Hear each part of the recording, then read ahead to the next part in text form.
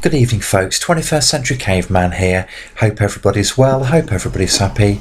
Welcome to another episode in the series, How to Make a Man Cave, She Shed, Workshop, Cabin in the Woods. Whatever label you apply, the process is exactly the same.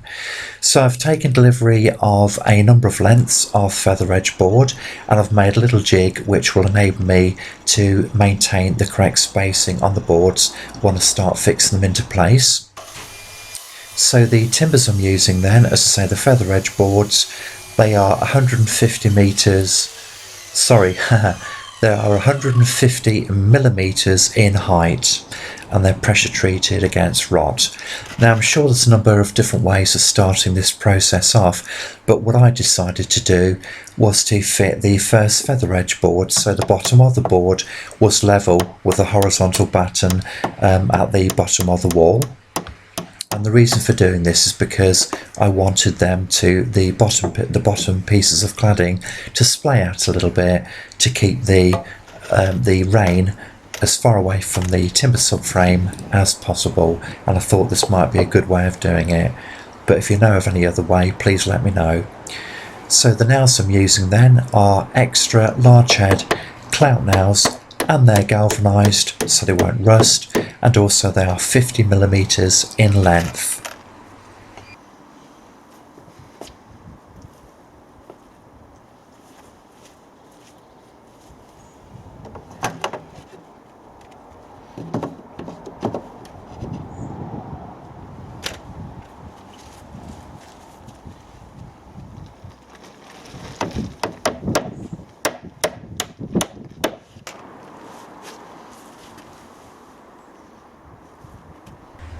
And if it's not absolutely clear, I'm actually nailing these boards into the timber battens which I've already secured to the walls.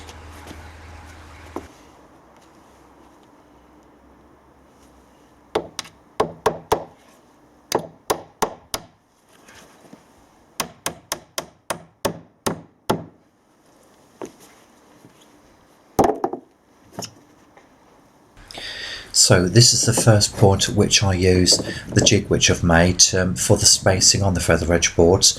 And what I've done, look, I've just marked at the top of the jig. So I've hooked it underneath the bottom of the feather edge board. And what I'm going to do is to place the second feather edge board so the top of the board is the same level as the bit I've just marked. And the reason for doing this is because it just kicks it out a little bit at the bottom, and I'm also dipping any exposed cut edges into some wood preserver basically.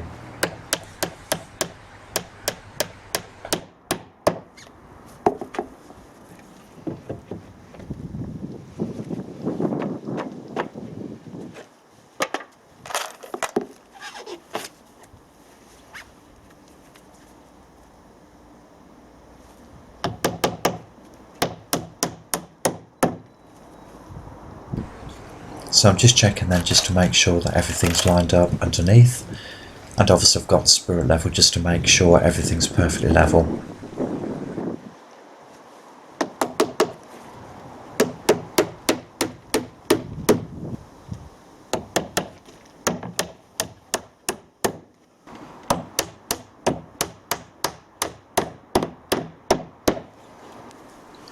Okay, so this is the first time I'm actually using this jig in the way in which it was intended. So as you can see, I'm just hooking it underneath the bottom of the piece of cladding, and I'm actually tapping a nail on top of it, and I'm going to do it a little bit further down the board. And the reason for doing so is because it gives me the correct spacing on the boards, and it also gives the next piece of feather edge board something to rest upon.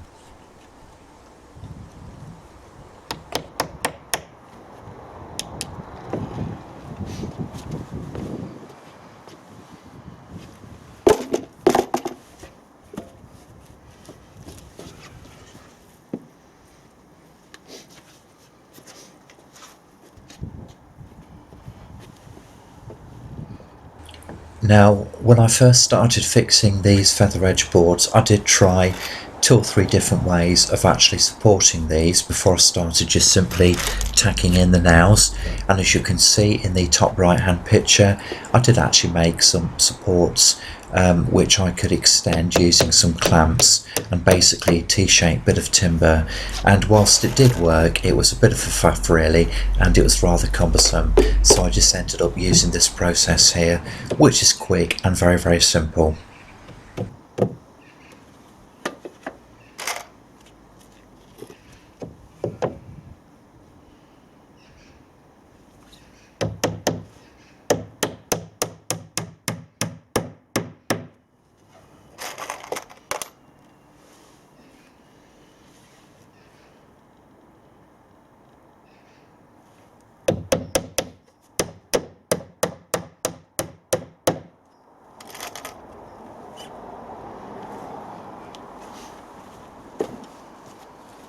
Now, to those of you with an eagle eye, you'll notice that I'm hitching the nail in the lower third of the board, and there's a couple of reasons for that. The first is the fact that the board at the bottom is going to be thicker, therefore it's going to be stronger. Secondly, the nail will be about 10mm or thereabouts above the top of the board underneath. And the third reason is because you don't want this nail to go in the board underneath, because the board underneath will therefore have two nails, one above the other, and when they expand and contract it may cause the wood to split. So here we go, look, the process is starting all over again. Just hook the jig underneath the bottom of the feather edge board, bang a nail in place, that'll give you the correct spacing, and also the next board something to sit on. Bob's your uncle, sorted. It really is a very simple process, and if you're working on your own, you know, it just makes life very simple indeed.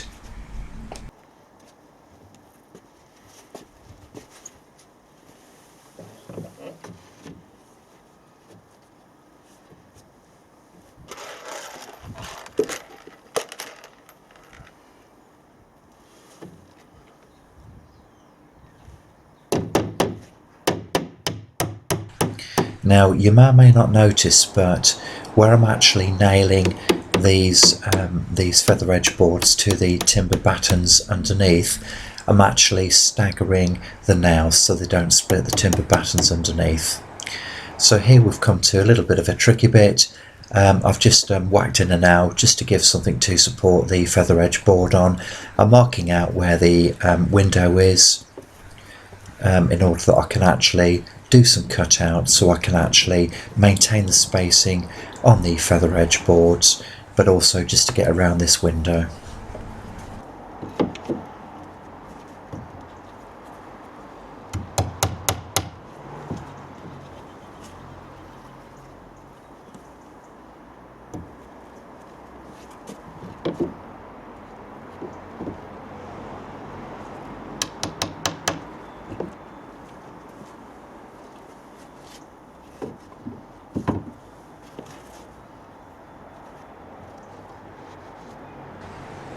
So here, look, you can see that I'm actually gauging, I've got the correct spacing, and I'm just going to mark off on the board or measure just how far down on the next piece of cladding I need to cut, basically just to get around this this window.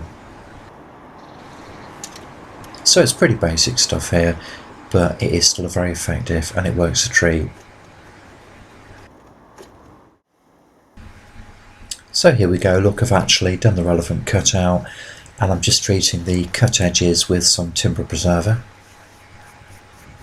Now, as I say, these timbers have already been pressure treated with a timber preserver, so you don't really need to do anything else with them, but because I've actually cut them, it just seems sensible to put some treatment, some timber treatment on the exposed cut edges.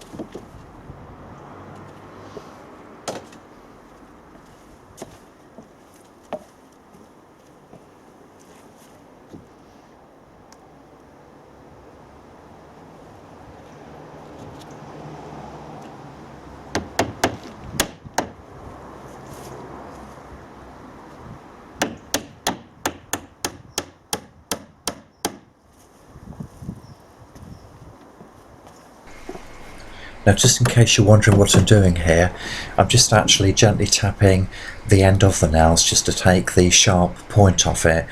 If you don't do that, it can actually split the timber, but basically if you flatten the edge, if you make it a little bit duller, it just punches itself through the timber and means that you won't split the wood.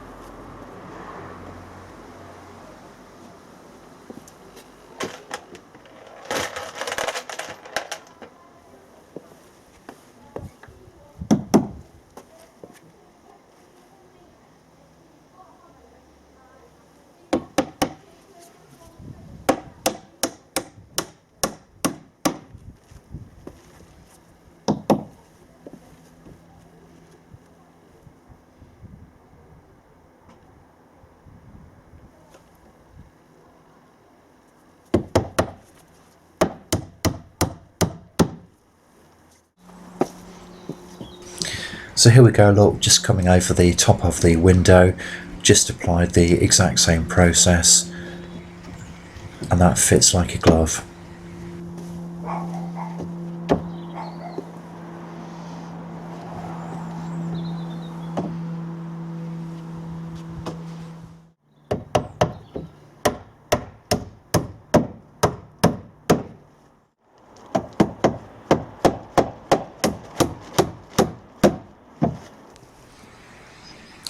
So all of the exposed cut edges on this corner, I'm going to put another coat of timber treatment on here.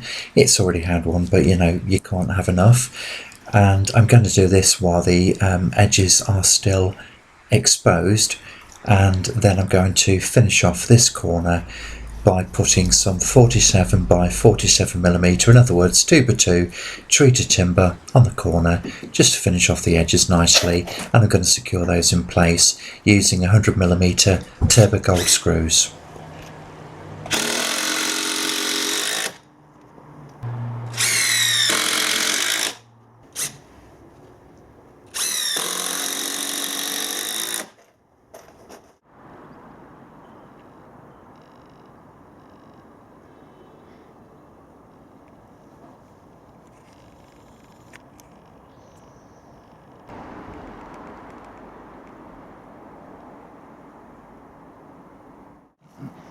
Right folks, I'm just taking a couple of minutes out just to film this and just have a chat with you. Now the piece of feather edge board right at the top there, it's practically the last piece. I'm going to actually have to sort of infill up here, but anyway, what I wanted to say is the fact that in order to do the relevant cutouts, this has taken a lot of time, and I actually found it very tricky to do, you know, because there's lots of different cutouts, lots of different angles, that sort of thing. So to try and make life easier for myself, I actually I've drawn out templates basically, and I've actually, so this is the final draft as it were. We've got 3 pieces of timber there. I'm going to now take them down and basically trace all of that information onto a single piece of featherboard, so hopefully the finished result will be a really nice tidy fit. But like I say, you know, I did find this very difficult, but basically that's how I finished off this board here. As I say, I mean, it's the last one we can get in terms of the angle on here, but there's one or two little bits up here. Like I might just need to put a couple of little slithers in there, or put some caulk in there or something like that, but I'll sort it out. But I just wanted to show you this anyway.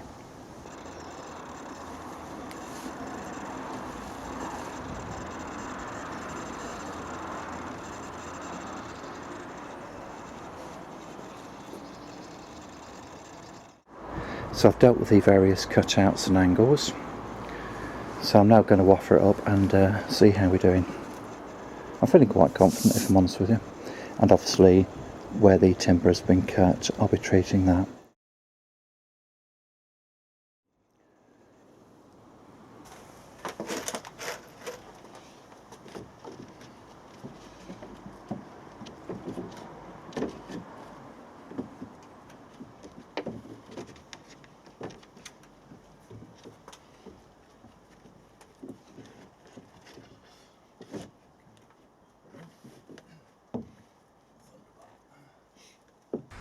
So this is starting to look pretty nifty now, and I can't wait just to get it fixed into place.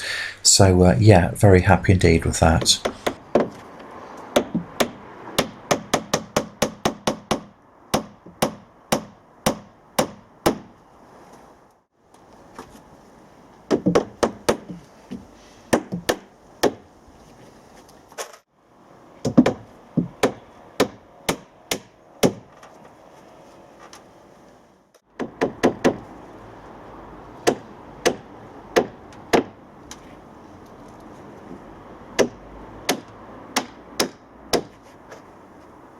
Right folks, so it's now been secured in place and it's looking very nifty indeed, and I was very happy with the finished result.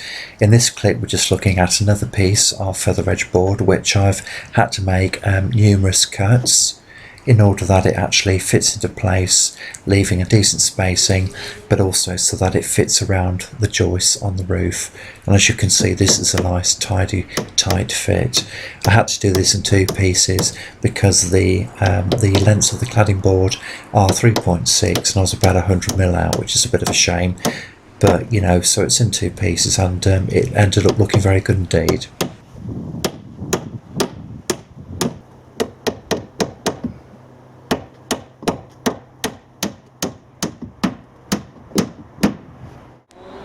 Right folks, so here you'll see a vent. In fact, I've got a couple of these, and I decided to put these just underneath the roof just to allow some cross ventilation into the man cave in order to prevent the build-up of condensation and mould. So hopefully this will help.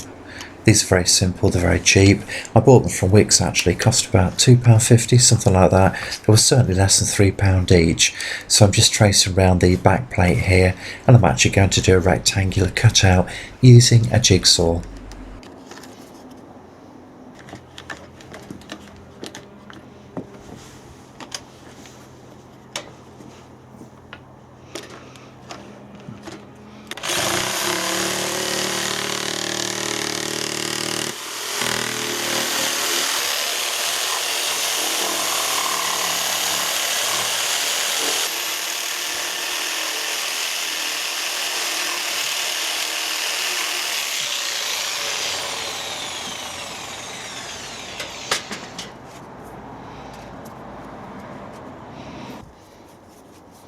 So I'm just going to screw it into place and then put the top slider on, and then obviously fix the feather edge board into place. So I'm going to have one on one side and another one of these on the opposite side of the man cave to allow cross ventilation. There you go, look, job done.